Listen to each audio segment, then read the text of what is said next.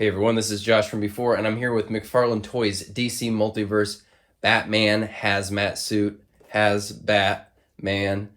And well, I know they get a lot of flack for doing a lot of Batman variants. This to me feels like a hilarious nod to the 90s era of Batman variants where he was in every sort of tactical gear for volcano missions and Arctic underwater missions and shrimp farming missions. This is very much in my wheelhouse. And I'm very excited to take a look at this. This is the regular version, not the gold label one. I will be getting the light up gold label one and reviewing that when that arrives, but I'm just too excited about this guy to wait for that. I'm going to dive into this one right now. So just taking a look right away. I love the contrast of the like textured fabric against the smoother armor pieces.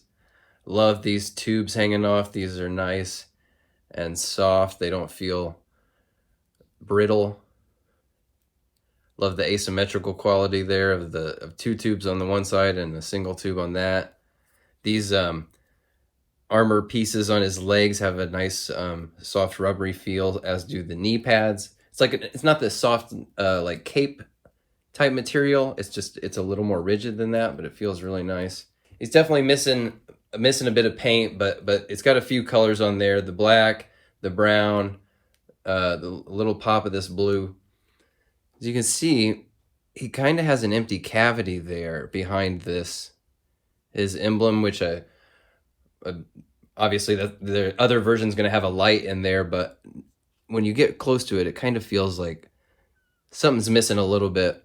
But you can also see it's tucked back down a little bit, so there's a little bit of separation right there that makes it slightly harder to read than it should be. But I love this tank on the back that has a nice little metal texture to it, and a clear little piece there covering some of these little gizmos inside. Super cool, super cool. This plastic is pretty easy to see through. I wish it was a little bit easier to see the face in there, but the face in there does look good. This has a scuff on this side, as you can see, which actually, it almost looks kind of cool, but I know it's not on purpose, so just get moving him around here. Great movement in that head. It's just, you don't really feel any of the resistance from the tubes at all. Oh yeah, man, that is just great. Look at that. Obviously, he's only going to go so far to the right or left because the tubes eventually will catch it, but man, they just moves right around. That is so good. Nice, decent movement in the shoulders here. The butterflies give him a little bit of body language. He didn't go up higher than that, but I mean, he rotates around, and then he does have a cut at the bicep, so that the shoulder pad kind of moves with it like that. That's great. These elbows are a little tight, but the clearance is really good, and the cut of the elbow is decent. It's not awful. This little elbow pad piece stays right there. It's not the ugliest, I've ever seen. It's not the prettiest, but it's not bad at all. The hands seem a bit small for the sculpt, and the ball joints are a bit prominent, depending on which angle you look at it from. Love this little Buzz Lightyear thing on his wrist, little readout thing.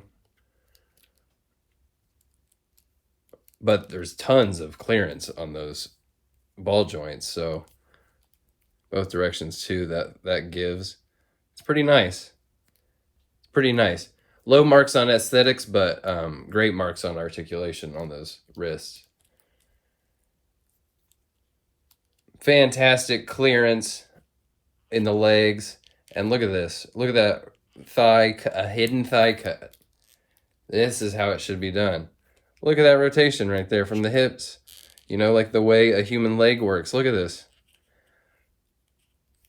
Excellent, excellent.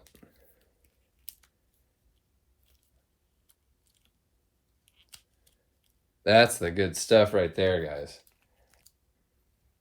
Double knee. This guy is straight up yoga bat. I love it.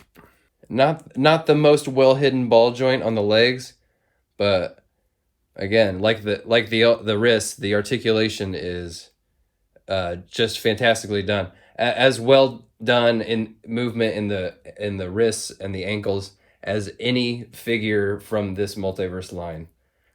Now, let's see what the... No crunch, really, to speak of. But he's got full range of waist movement there.